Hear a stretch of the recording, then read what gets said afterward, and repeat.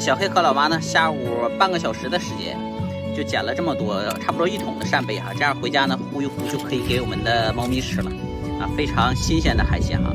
在沿海的小村庄就有这种好处，没有海鲜了就可以来海边捡一捡哈。那咱们呢也不能待太长的时间了，这就收拾收拾，准备回家了。